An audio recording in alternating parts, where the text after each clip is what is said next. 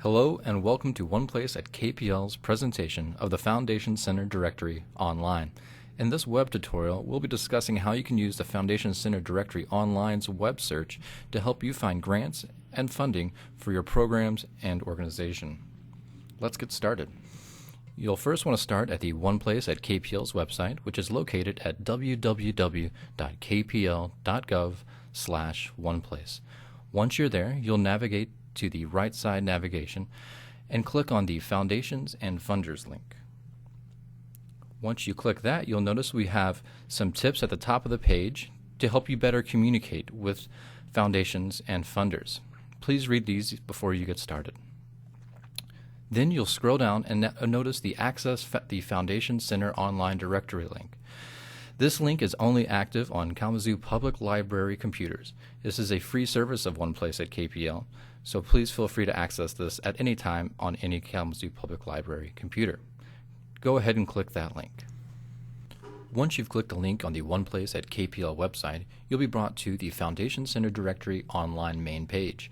Here you'll notice there are a few options on the top of this banner that you could search from, but today we'll focus on the Search Grant Makers option here on the left. Go ahead and click that now.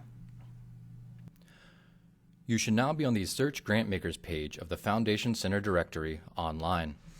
On this page you will notice there are quite a few options that you could search for, but for today's example, and what most of you will actually need, are these three down here: fields of interest, types of support, and geographic focus.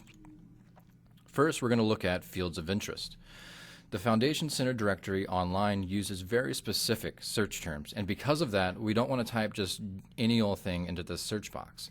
If we do, our results could come up with nothing or something completely random that's different than what we're actually looking for. What we want to do is click View Index under Fields of Interest. This gives us a giant list of options on the left side. This is a list of program areas you may search for funding, listed alphabetically with the alphabet at the top of the page for easy searching. When you're looking for program areas to click on and use in your search, be really creative. If you're an arts organization that happens to have an education component, be sure to look under both arts, including maybe music and dance or whatever your arts organization focuses on, along with education. For today's example, we'll be focusing on mathematics. So to do this, we'll click the M at the top and scroll down to where we see mathematics. Now you'll notice that there's a number next to our term. That's 227. This number represents the number of grantors and funders in the Foundation Center Directory Online system that have grant opportunities for mathematics. To add this to our search, we simply click on it. You'll notice that it is now automatically added to the Fields of Interest search term. You can add as many of these as you wish to your search. You could click Media Television, Media Radio, and those are all automatically added. The next field that you'll want to look at is Types of Support. Here we'll again click on View Index, which will give us a new list of options to choose from. Here you'll notice things like capital campaign, curriculum development, and a lot of other options with specific funding in mind. In today's example, we won't use any of this, but if you're looking for specific types of funding, this is the section to look. The next term you'll definitely want to fill out is geographic focus. To view those options, again, click View Index, and here you'll notice a list of states and other geographic locations. For most of you, you'll simply want to click Michigan because that's where most of the listeners to this tutorial are. Again, we click it and it's automatically added to the field to the right. If you happen to have a program outside of the state of Michigan, again, simply select that state from the list to the left.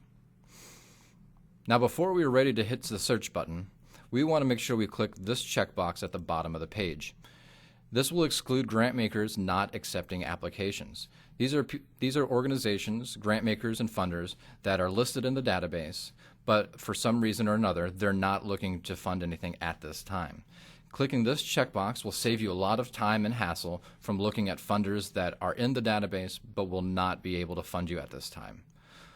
So once you have your field of interest included in the search, possibly the types of support, definitely your geographic focus, and have clicked this checkbox, you may now hit the search button on the bottom. Once you've hit the search button on the search page, you should be taken to the search results page of the Foundation Center directory online.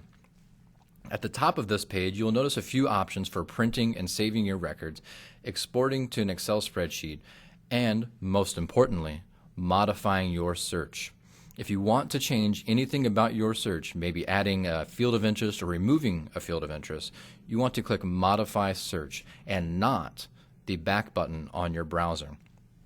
Hitting the back button clears out all of your search fields and will make you re-enter them all over again. Clicking Modify Search will save you a little bit of time and hassle.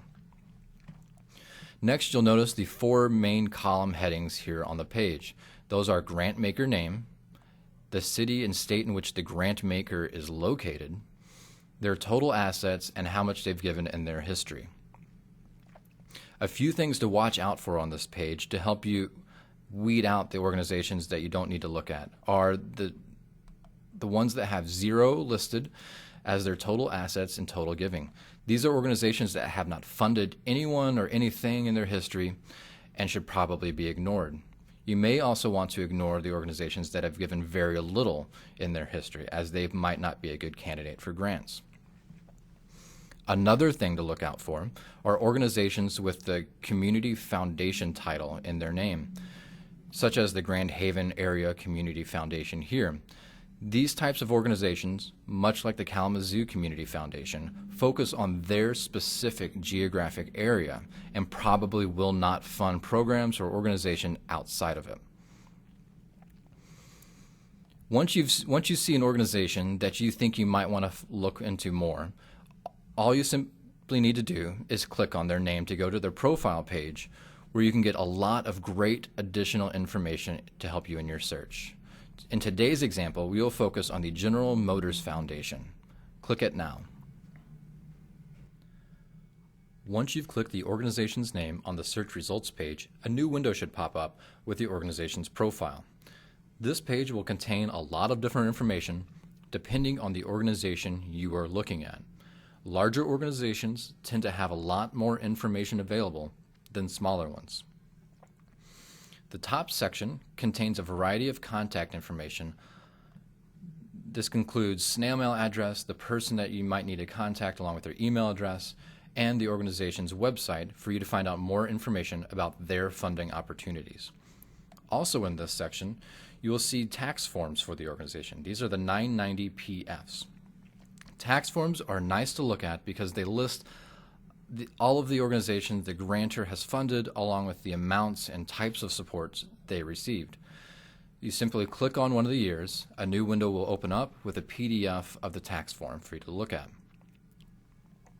On the right, you will see an option to email this information to yourself. This is great for looking at the information away from the Kalamazoo Public Library. Type in all of the things the form asks for. When it asks for email address, it'll ask for a recipient and a sender. You can use the same email address for both. Once you've sent the email, you'll receive it in your own personal email box with all of the information listed on this profile. It's an easy-to-read form and very handy for looking at information away from the library's computers. The next section we'll look at is the limitations section. This is a great section to look at because the grantor will list specific items and organizations that they will not fund. If you show up here, there's a good chance that they will not fund you. The next section is the program areas section. This will list, often with a very lengthy description, the areas in which the funder will fund.